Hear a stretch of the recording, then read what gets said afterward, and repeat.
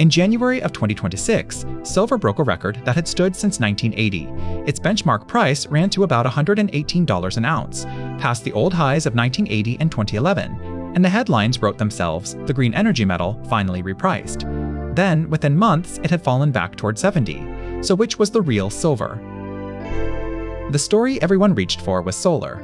Silver, they said, is the metal the clean energy boom can't live without, and the world is running short. That story is half right, and the half that's wrong is the more interesting half. Let's put silver on a timeline and sort the structural from the speculative. Start with why silver is in your life at all. It is the best conductor of electricity and heat of any metal on the periodic table. No metal carries a current with less loss. That single property is why it's so hard to design out of a circuit, and why, for a century, it quietly migrated from the jewelry box into the machine. Today, silver is paste on a solar cell, contacts in your phone, switches in an electric car. The metal we once hoarded for beauty became an industrial input, and one industry above all started eating it. Here's where the world's silver actually goes as a share of demand over time. Jewelry and silverware. Investment, the coins and bars.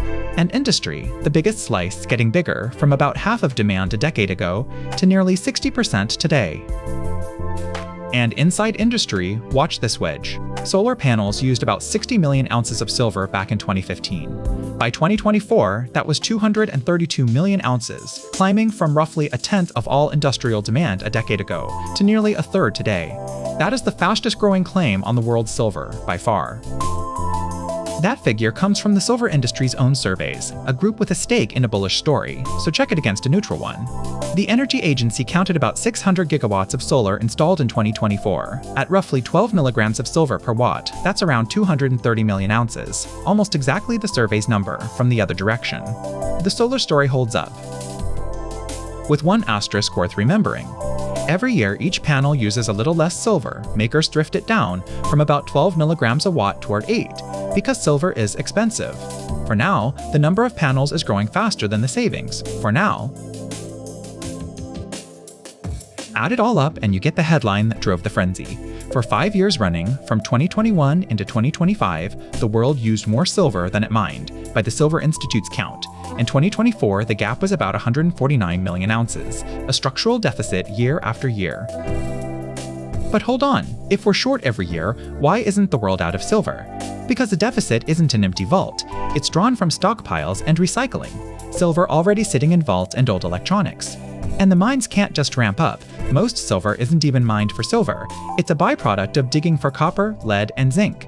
So when the price spikes, miners can't simply dig more. A deficit means tightening, not running out.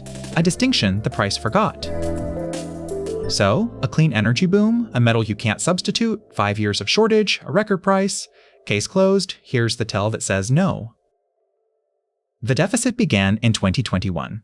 Watch what the price did while the shortage ran, about $25 in 2021-22 the next year, 23 the year after. 3 years of shortage, and the price barely moved. If the deficit were driving the price, this line would have climbed with it. It didn't. The price only erupted in late 2025 and January of 2026, and what moved wasn't panels, it was money. Watch the price track this band, investment. Funds and exchange traded products pulling metal off the market, a weaker dollar, falling rates, and momentum feeding on itself.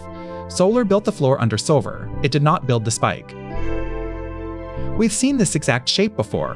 1980, the Hunt brothers cornered the market to about $50, over $150 in today's money. Then it collapsed. 2011 near 48, then it bled out. 2026 ran to about 118 and round-tripped back towards 70 in roughly 5 months. A parabola that returns to Earth that fast isn't an industry repricing a metal, it's a crowd. So both things are true at once, and that's the whole point. Tech genuinely turned silver into an industrial metal, that part is structural, and it isn't going away. And the 2026 price spike was mostly a financial frenzy, that part is cyclical, and it already half unwound. The mistake is using the second to prove the first. And the thing that could actually bend silver's story isn't the price chart at all, it's the engineering.